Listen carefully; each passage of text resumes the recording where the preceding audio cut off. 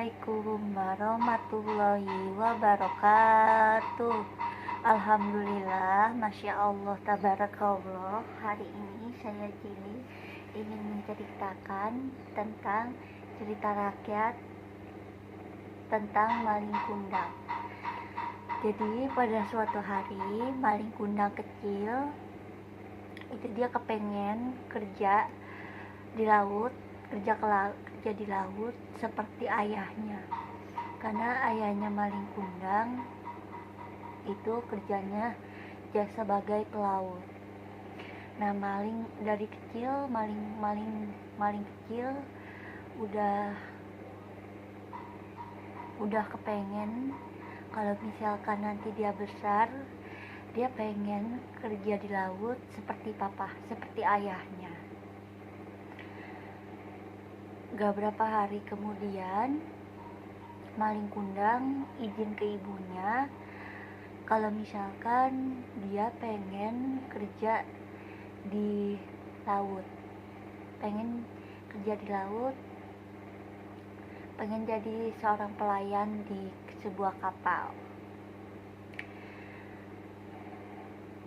Tapi ibunya maling kundang gak mengizinkan maling kundang untuk pergi ke laut, karena ibunya maling kundang takut anaknya akan sama seperti ayahnya yang gak bakal kembali lagi.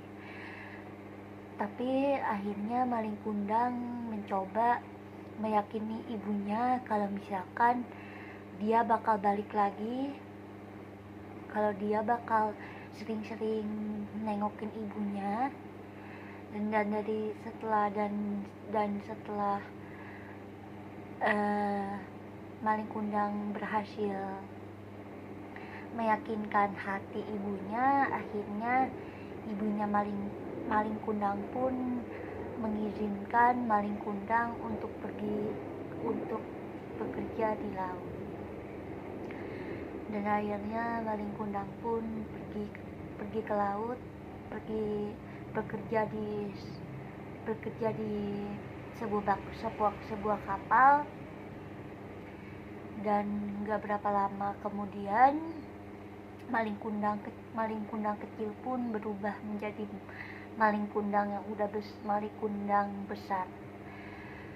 Tapi maling kundang pas gedenya, maling kundang udah kaya, maling kundang udah punya kapal, maling kundang juga udah menikah sama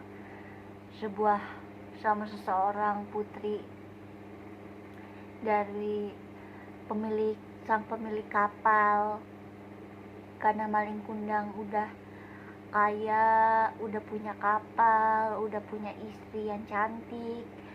Tapi di situ maling kundang pun berniat untuk pergi untuk menemui ibunya. Dan tiba-tiba ibu maling kundang dapat kabar kalau misalkan maling kundang udah pulang. Dan ketika ibunya tahu anaknya bakal balik, di situ ibunya maling kundang senang banget begitu tahu anaknya bakal pulang. Akhirnya gak berapa lama kapal ada 2 kapal itu berlayar di labuhan.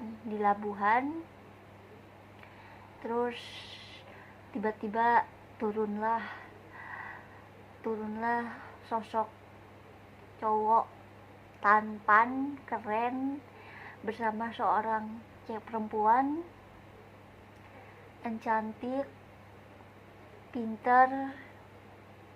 Dan ternyata itu adalah maling kundang beserta istrinya. Akhirnya maling kundang pun turun dari kapal. Tapi dia tiba-tiba kaget karena tiba-tiba ada seorang ibu-ibu udah tua, udah kotor. Dan maling kundang pun gak mengenali ibunya. Dia merasa kalau misalkan itu bukan ibunya, karena ibunya udah dia beranggapan kalau misalkan ibunya udah meninggal. Sebenarnya kan ibunya belum meninggal, tapi karena maling kundang nggak mau mengakui ibunya, nggak mau mengakui kalau misalkan perempuan yang seseorang ibu yang kotor itu adalah ibunya. Akhirnya maling kundang nggak menganggap kalau misalkan itu ibunya. Di situ ibunya maling kundang pun sedih karena dia mendengar bahwa anaknya nggak mengakui kalau misalkan itu ibunya. Akhirnya maling kundang pun nangis. Akhirnya ibunya maling kundang pun berdoa agar anaknya segera dikutuk menjadi batu. Gak berapa lama tiba-tiba langit berubah menjadi mendung, tiba-tiba langit turun hujan, dan maling kundang pun meminta maaf kepada ibunya kalau misalkan dia udah nyakitin hati ibunya, tapi udah terlambat. Akhirnya maling kundang pun berubah menjadi batu, dan maling kundang menjadi batu setelah dia sujud minta maaf kepada ibunya, tapi waktu udah terlambat. Akhirnya maling kundang pun menjadi batu. Hal yang bisa kita pelajarin dari cerita ini adalah kita gak boleh durhaka sama kedua orang tua, terutama sama ibu. Kita harus berbakti kepada kedua orang tua kita. Kita harus sayang sama ibu kita, sayang sama ayah kita. Jangan karena kita udah sukses tapi kita lupa sama orang tua kita.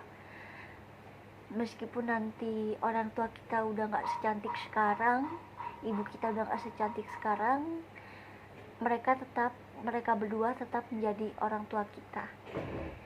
Kita gak boleh menyakiti hati orang tua kita. Kalau kita gak boleh menganggap kalau orang tua kita udah gak ada, apalagi terutama sama ibu kita. Kita harus ingat bahwa surga itu ada di bawah telapak kaki ibu.